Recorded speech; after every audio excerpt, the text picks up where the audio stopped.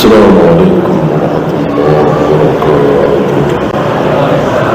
إن الحمد لله نحمده ونستعينه ونستغفره ونعوذ بالله من شرور أنفسنا ومن سيئات أعمالنا.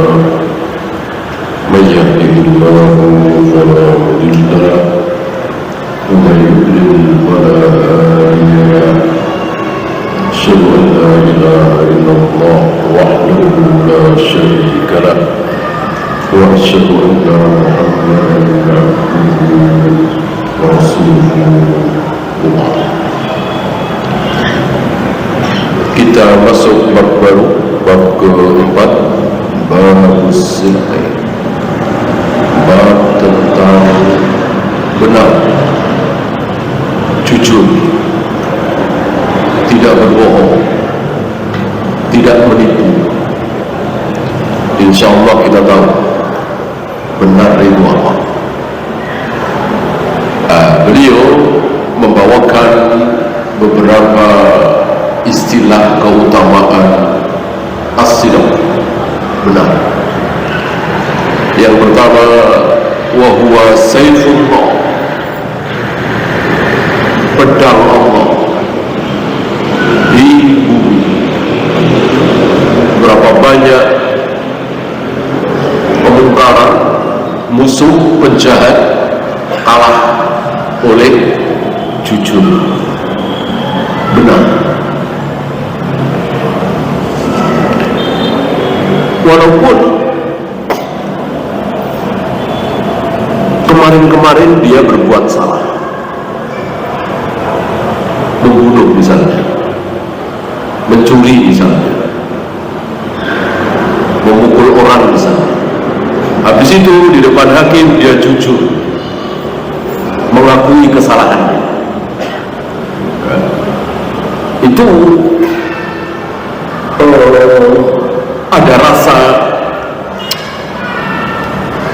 ada rasa plong gitu, tanpa beban, mengakui kesalahan. Sementara teman-teman dia, si A, si B, si C, si D, yang berkelit, bohong sana, bohong sini, akhirnya celaka. Lalu seperti ini banyak sekali. Nanti kita akan dapati satu kisah yang menakjubkan.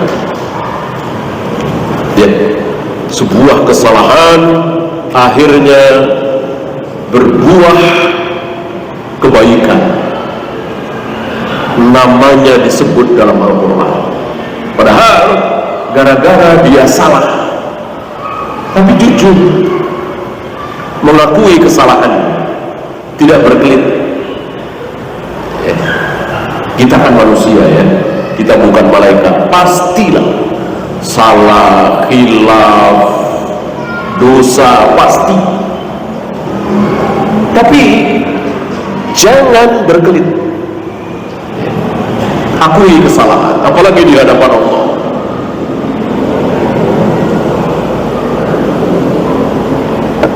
Maka dikatakan oleh beliau, sayfullahi fi ardihi. Kejujuran itu, kebenaran itu ibarat pedangnya Allah yang diturunkan di bumi. Pedang, belum tahu, senjata yang luar biasa hari itu, pedang. Bahkan insya Allah sampai hari ini saif. Kemudian ruhul a'ma, roh dari seluruh amal, sholat, puasa, zakat, haji, baca Al-Quran, sedekah, kok dibarengi dengan bohong, dusta, percuma.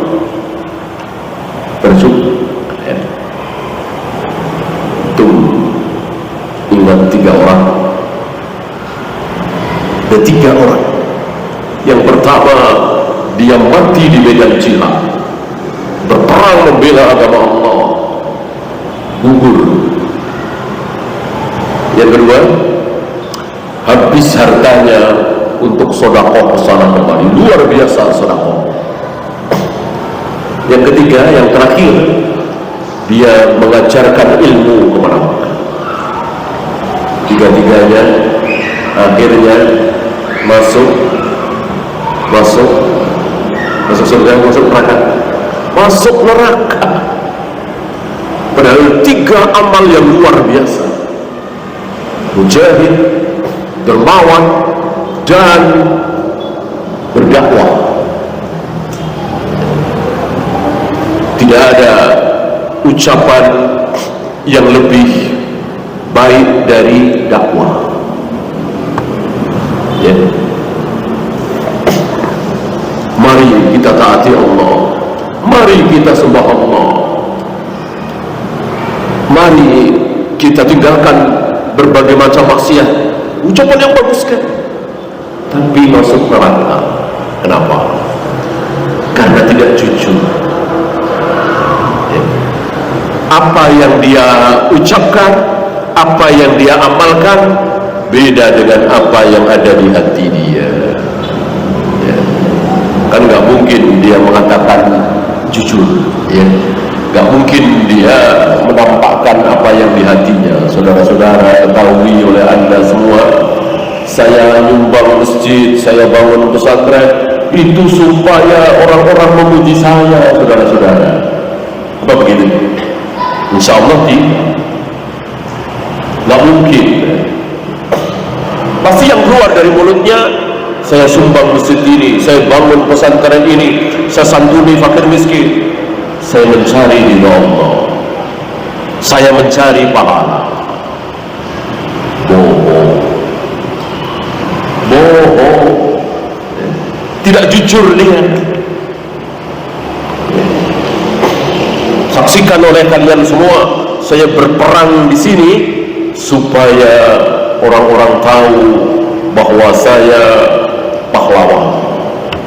Nggak mungkin dia ngomong seperti itu. Yang keluar dari mulutnya, Anda semua harus tahu bahwa saya berjihad supaya saya mati syahid, supaya tegak agama Allah, li'i'la'i kalimatillah wa ibtigha'i mardatillah. Itu yang keluar dari mulutnya, supaya Islam jaya, supaya mendapatkan ridha Allah. Bohong.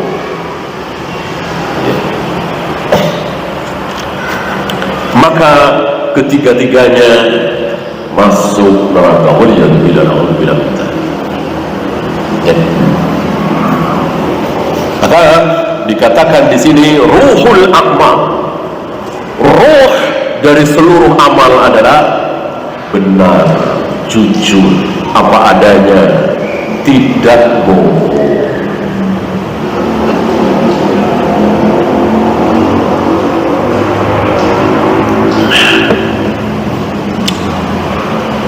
Yang ketiga, asasu bina'iddi, asas dasar pondasi dari bangunan agama ini. Inti yang paling bawah yang menguatkan seluruh apa yang ada di dalam Islam ini adalah benar, jujur.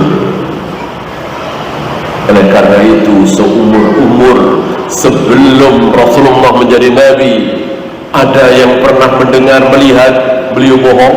Gak ada.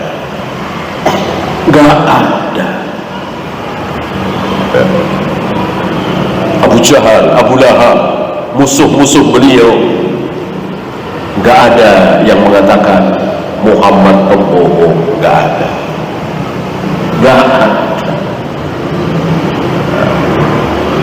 Bahkan sebelum beliau berdakwah secara terang-terangan, beliau ngetes dulu. Beliau kumpulkan orang-orang kafir Quraisy, kemudian beliau mengatakan, seandainya aku kabarkan kepada kalian bahwa nanti malam akan ada pasukan yang akan menyerang Mekah ini, apakah kalian percaya? Umpak mereka menjawab, percaya. Kami belum pernah melihat, mendengar, merasakan engkau bohong sekalipun. Seandainya aku kabarkan kepada kalian bahwa di balik gunung ini ada pasukan yang akan menyerang kalian sebentar lagi, apakah kalian percaya? Dijawab, percaya. Tidak ada yang meragukan kejujuran Nabi SAW. Begitu Rasulullah mengatakan, dari sini barangkali beliau berharap ya. Beliau berharap ya. Insya Allah aku sampaikan bahwa aku Nabi, aku Rasul, aku utusan Allah. Mudah-mudahan mereka juga percaya. Ternyata dugaan beliau benar apa meleset? Meleset ya. Itu tadi kan seandainya nanti malam akan ada pasukan yang akan menyerang, di balik gunung ini ada pasukan yang siap menyerang kalian. Itu cuma seandainya. Adapun ini benar, aku diutus oleh Allah, aku diberi wahyu, aku adalah Nabi, Rasul terakhir, malah tidak percaya.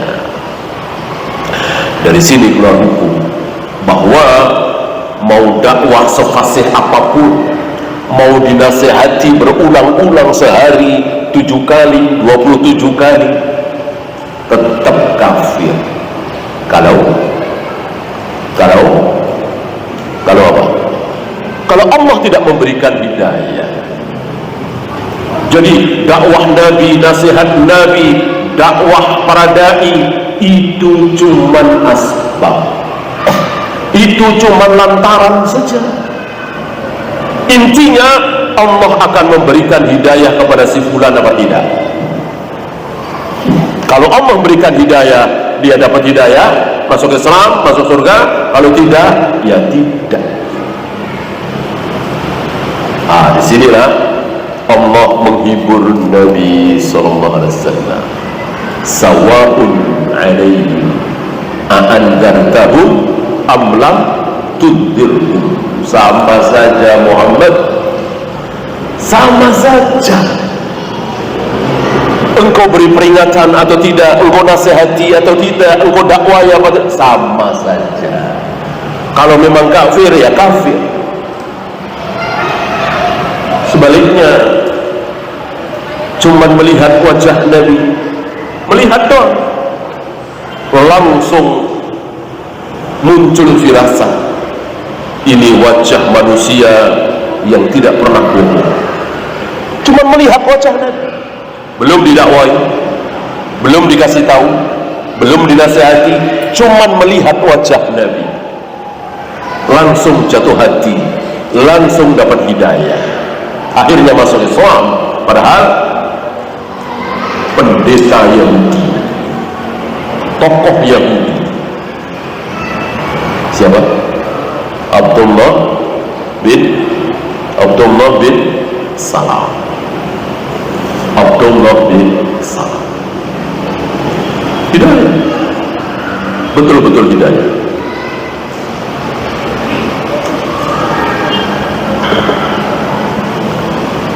Bahkan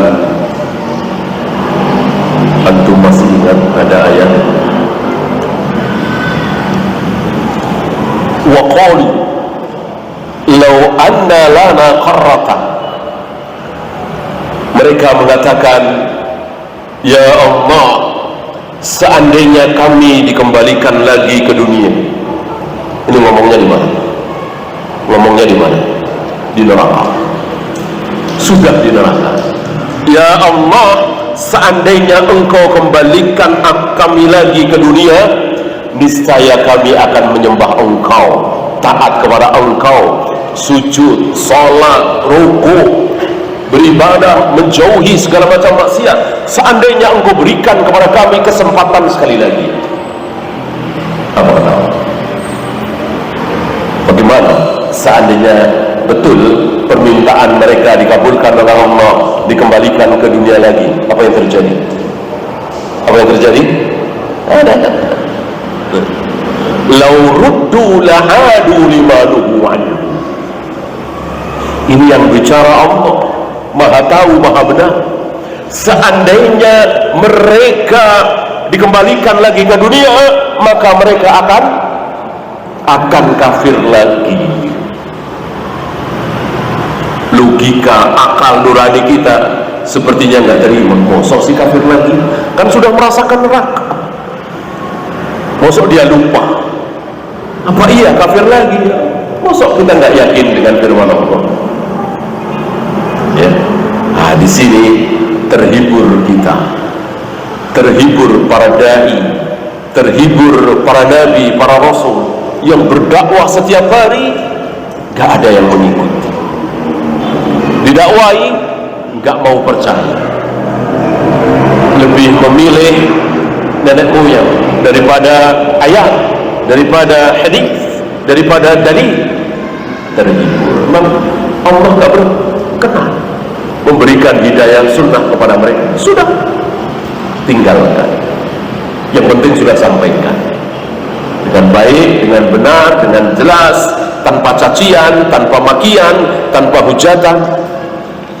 Selebihnya urusan mereka dengan Allah.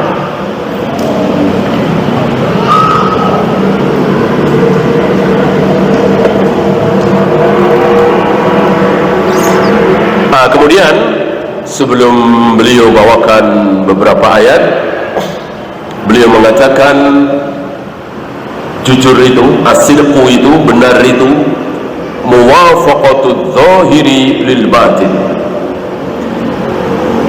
Sama antara zahir dengan batin. Sama antara zahir dengan batin. Lihat orang-orang munafik, zahirnya luar biasa, sholat, Jumatan, jihad, batinnya rusak serusak-rusaknya. Maka tidak ada kebenaran, tidak ada kejujuran pada diri orang-orang munafik. Kemudian wal qawli lil amal, sama antara ucapan dengan perbuatan. Orang yang ucapannya beda dengan perbuatan, saudara-saudara,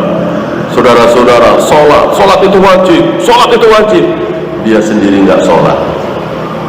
Saudara-saudara, wajib bagi wanita menutup aurat, pakai jilbab syar'i.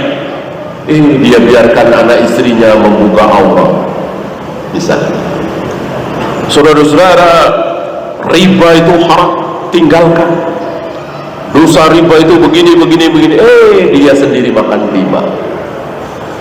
Antum tahu nasib orang seperti ini nanti di neraka? Apa? Diputar-putar isi perutnya, dan dia dikerumuni oleh penduduk neraka. Ya. Penduduk neraka saja ngeri, takjub dengan siksaan pada dirinya. Lalu mereka bertanya, bukankah engkau dulu yang mengajak kita untuk sholat, untuk puasa, untuk zakat, untuk haji, untuk menjauhkan diri dari zina, khamar, judi? Kenapa engkau seperti ini? Baru dia jujur di sini. Tidak mungkin dia bisa bohong. Ya. Aku ajak kalian sholat, aku sendiri tidak sholat. Aku ajak kalian meninggalkan riba, aku sendiri makan riba, dan seterusnya dan seterusnya. Melihat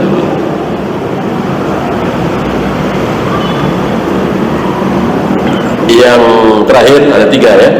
Wal khabari lil waqi, sama antara khobar, informasi yang kita sampaikan, dengan kenyataan yang sebenarnya.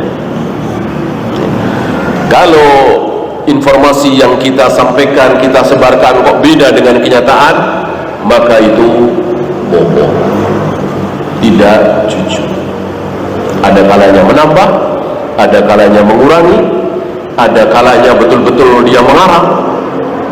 Dan itu yang terjadi hari ini. Itu yang terjadi hari ini, terutama di medsos. Ya. Tidak sesuai dengan kenyataan, beda.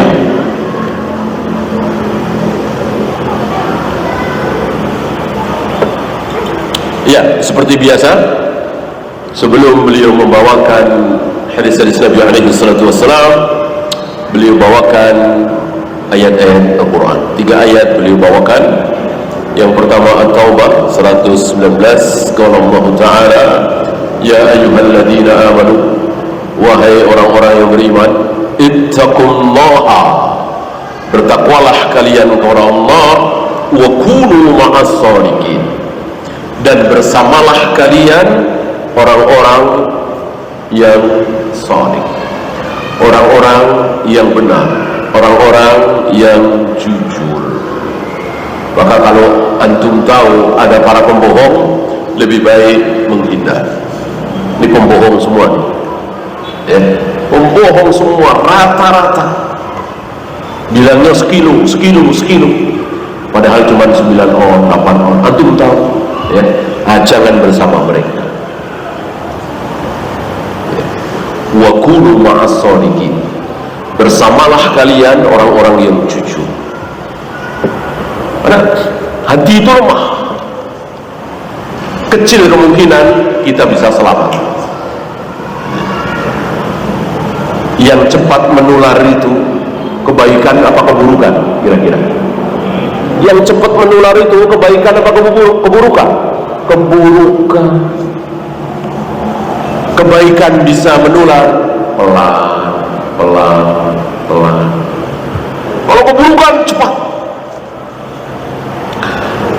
Ada anak muda soleh masuk di satu kampung atau komplek.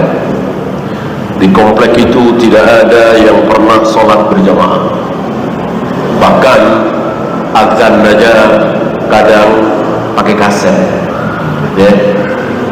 Ada itu. Dia sholat di situ, dia sholat di situ, dia ngajak yang lainnya. Mungkinkah pada mau? Iya, tapi pelan. Walaupun akhirnya tegak sholat berjamaah di situ, tapi pelan. Belasan tahun, puluhan tahun. Coba dangdutan, ya. Coba konser, ya. Ada negeri yang mengharamkan konser dulunya, mengharamkan wanita nyetir, mengharamkan wanita safar tanpa mahram, melarang bukan suami istri nginep dalam satu kamar hotel, ya. Begitu diperbolehkan, ya. Pelan-pelan apa cepat? Cepat sekali, ya. Banyak yang mengira ketika digelar konser di negeri itu nggak laku, nggak ada yang nonton. Ternyata ribuan yang cepat sekali. Dan kenapa? Ada setan, ada iblis yang cepat menular itu kemaksiatan. Kalau kebaikan pelan. Dan dakwah para nabi, para rasul, antum kira cepat? 3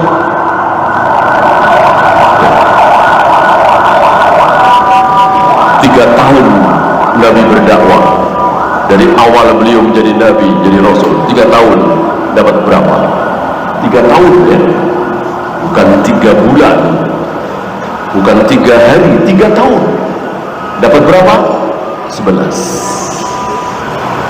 kira-kira, ya. Ada Abu Bakar di situ, ada Umar di situ, ada Bilal, ada Khabbab bin Arad, ada Ammar bin Yasir, ada Yasir Sumayyah.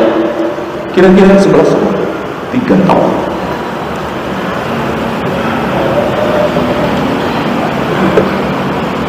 Nabi Nuh lebih dahsyat lagi. Berapa tahun Nabi Nuh berdakwah? 950 tahun. Dapat berapa? 80 orang. Yang masuk ke kapal beliau itu kan 80 orang, 81 dengan beliau, Nabi Nuh alaihi salatu wassalam. Ini karena dunia ini memang bukan tujuan.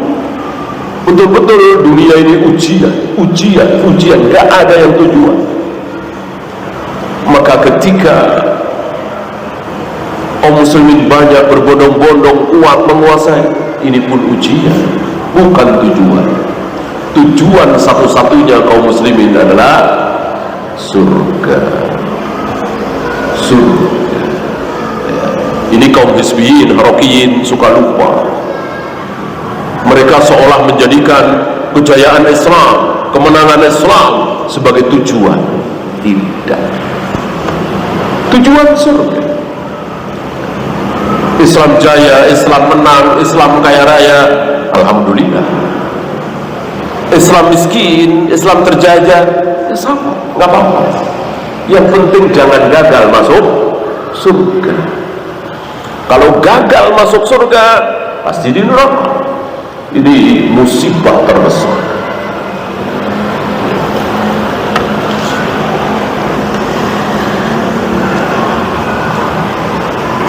Kemudian Al-Ahzab 35, was-sadiqina was-sadiqat, menyebut bagaimana para laki-laki yang benar, laki-laki yang jujur, dan perempuan-perempuan yang jujur, yang benar.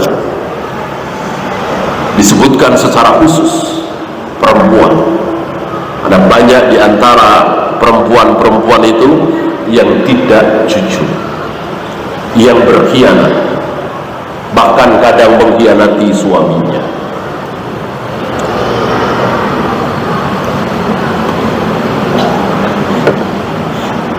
Ketika seorang wanita yang bersuami lalu dia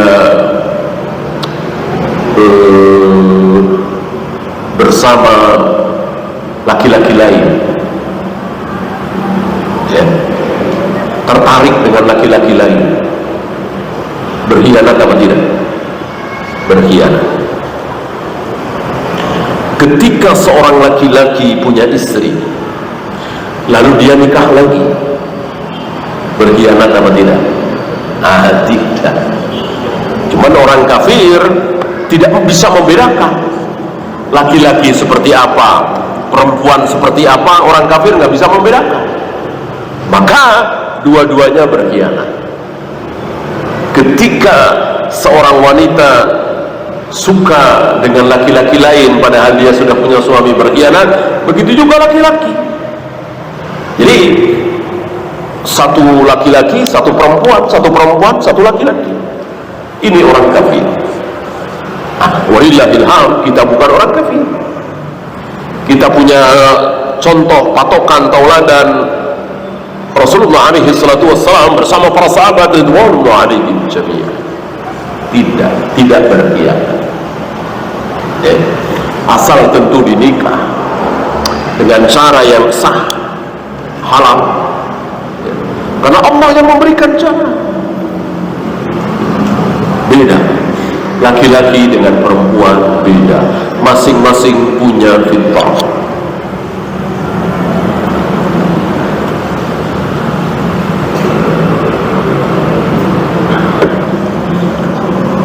Wanita suka berhias,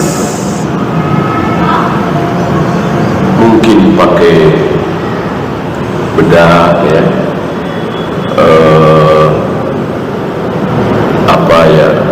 perhiasan, ya. Berhias. Fitrah apa tidak? Fitrahnya rusak apa tidak? Tidak. Oleh karena itu Nabi melarang wanita-wanita yang baru saja ditinggal mati oleh suaminya atau baru saja dicerai oleh suaminya, dilarang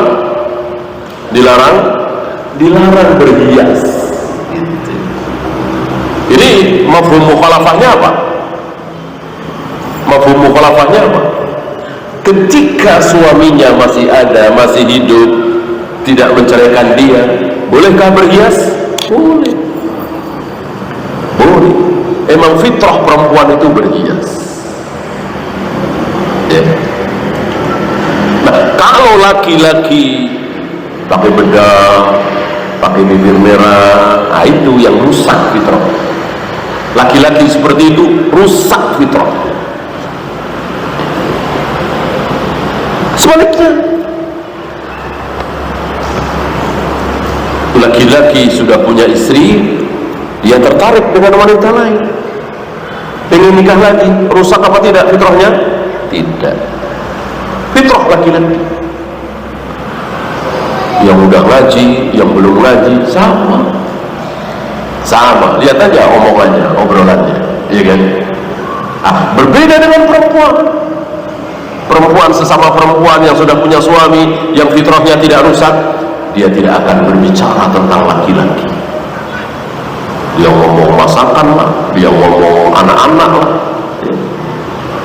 Hampir-hampir mereka tidak membicarakan laki-laki, kecuali fitrahnya rusak. Adakah? Ada, tentu. Ketularan wanita-wanita kafir. Ketika dia tertarik dengan laki-laki lain, berarti fitrahnya rusak. Yang merusak apa? Yang bisa merusak fitrah seperti ini apa? Pergaulan. Jadi rusak.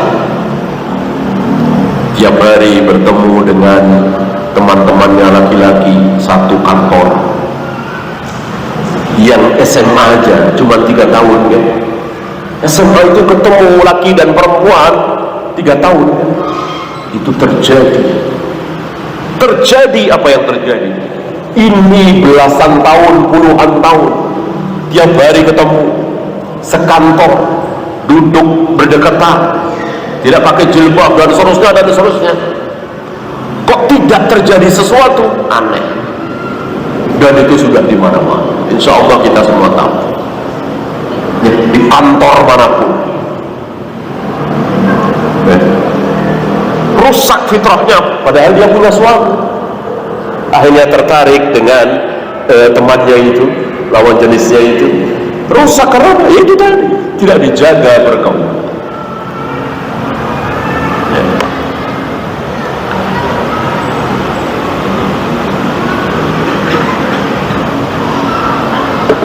Maka Islam sangat membenci dan mengharamkan campur aduk antara laki dengan perempuan. Laki-laki ada tempat sendiri, perempuan ada tempat sendiri, kecuali laki-laki yang tidak normal. Masih ingat di zaman Nabi ada siapa namanya? Hid. Ha-ya-ta, bukan tak marbuto ya. Hid. Apa ya kalau kata orang sekarang? Ya mungkin wabah banci. Zaman dulu memang ada. Jadi laki-laki dia, laki-laki. Tapi apa ya? Kemayu gitu, melambai begitu. Nabi maklum. Umumnya laki-laki seperti itu tidak tertarik dengan wanita, bahkan kadang-kadang tertarik dengan laki-laki. Maka Nabi membiarkan. Nabi tahu ini kelainan, maka Nabi biarkan Hid ini kadang bersama laki-laki, kadang bersama perempuan. Dibiarkan oleh Nabi SAW. Kalau di kita yang ngaji boleh di sini, boleh di situ, gitu. Kira-kira seperti itu ya. Karena memang ada seperti itu. Lama-lama dia membuka rahasia. Dia cerita kepada para sahabat. Si fulana, si A, rambutnya begini-begini. Ya. Lehernya begini-begini. Nabi dengar, Nabi tahu, langsung dilarang, bahkan diasingkan, karena haram menceritakan tentang kecantikan, keindahan, kemolekan tubuh seorang wanita kepada laki-laki yang tidak berhajat. Kecuali laki-laki itu berhajat, mau menikahi, boleh.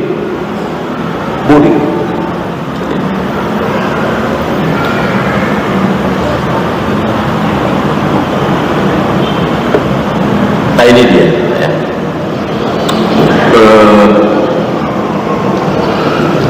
Amanah, jujur, tidak boleh berkhianat. satu lagi surat Muhammad ayat 21. Qala Allah Ta'ala falau sadaqallaha lakana khairan lahum. Seandainya mereka jujur, seandainya mereka benar membenarkan Allah, maka itu baik bagi mereka. Antum jangan salah paham dengan kalimat-kalimat seperti ini. Oh baik, jadi seolah ya cuma baik.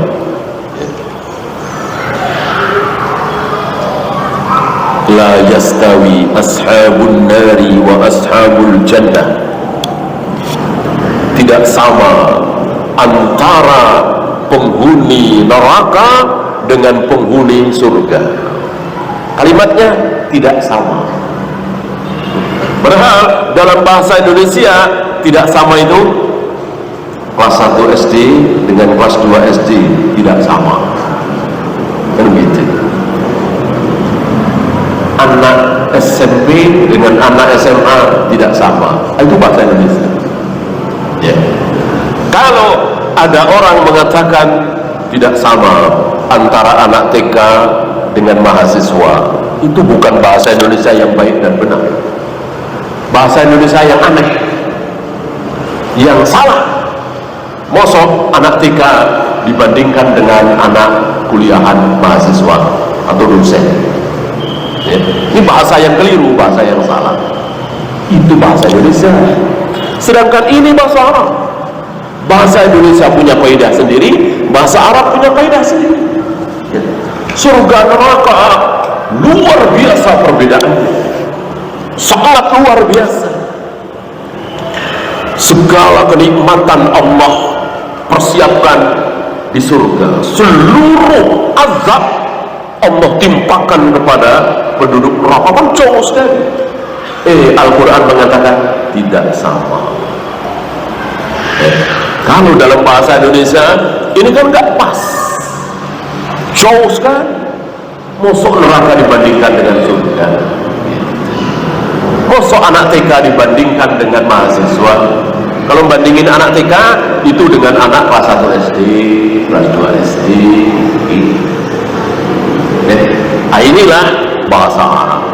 Maka harus kita fahami Al-Quran itu, hadis itu dengan kaidah bahasa Arab. Tidak boleh dengan kaidah bahasa Indonesia, bahasa Inggris, bahasa Jawa, bahasa Sunda dan lain-lain. Harus dengan kaidah bahasa Arab. Ya.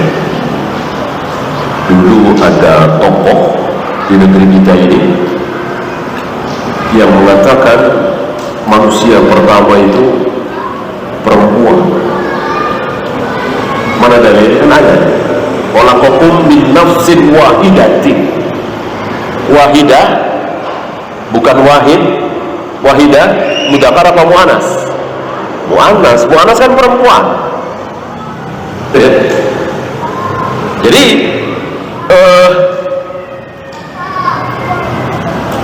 manusia pertama itu perempuan. Itu ayatnya. Walaqakum min nafsin wahidatin. Baru pasangannya laki-laki, itu yang kedua. Ini kan rusak serusak-rusaknya. Gara-gara apa? Yaitu tadi ya, berkutat di bahasa ya. Sama dengan tadi, mosok membandingkan neraka dengan surga. Memang itu kaidah bahasa Arab ya.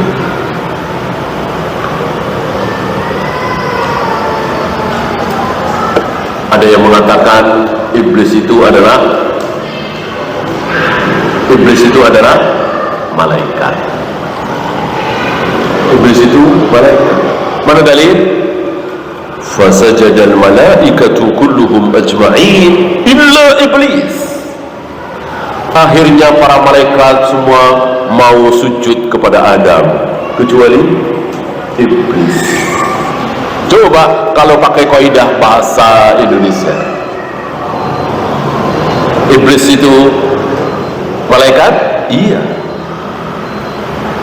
Kan para malaikat sujud kepada Adam kecuali iblis. Berarti iblis malaikat. murid-murid semuanya datang ke sekolahan kecuali Ahmad. Berarti Ahmad murid apa bukan? Murid. Itu bahasa Indonesia, bahasa Arab. Ya, silakan. Dan dulu sallallahu ala Muhammadin sallallahu alaihi wasallam wa akhiru da'wana